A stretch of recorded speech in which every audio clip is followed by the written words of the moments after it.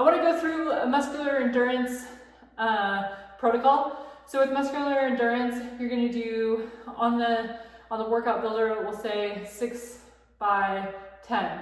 What that means is you're going to go through every single rep and set of the exercise before moving to the next one. So we often use air squat jumps, or if jumping is not good for you, then just air squats. You're gonna be here.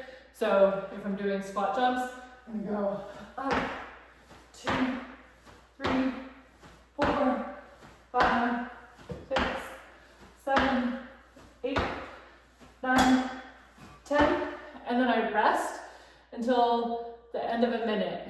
So that probably took me 12 seconds. So I'm gonna rest until it's the next minute, and then I'm gonna do it again. And I'm gonna do that 6 times, so it'll be 6 total minutes, and then I rest for 2 minutes, and then I'm gonna do the next exercise.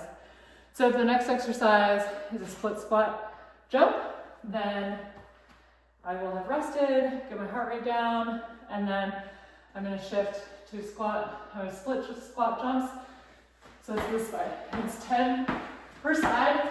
You're gonna count to 20. These take a little bit more time since it's both sides.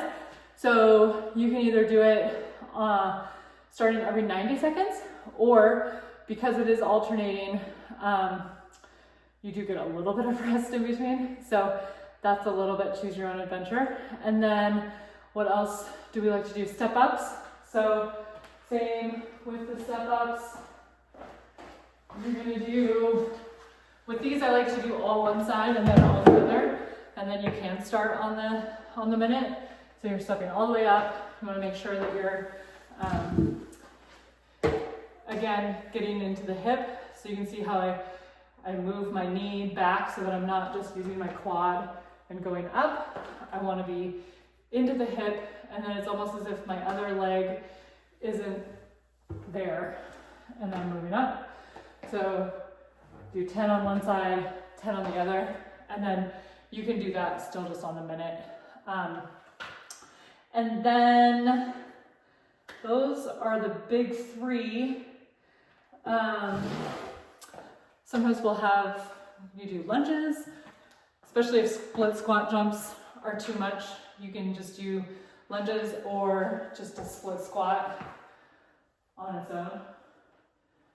But that's how the muscular endurance goes. The first week, don't use any weight. The next week, add a little bit of weight. And then we usually will show in the protocol of when to increase the reps. So you start with 6 minutes, and then you can move on from there. And it gets people pretty sore. So don't be alarmed if you get sore, but this will help, especially with downhill running and things like that, where you'll eventually be loaded doing these dynamic movements that are really sport specific.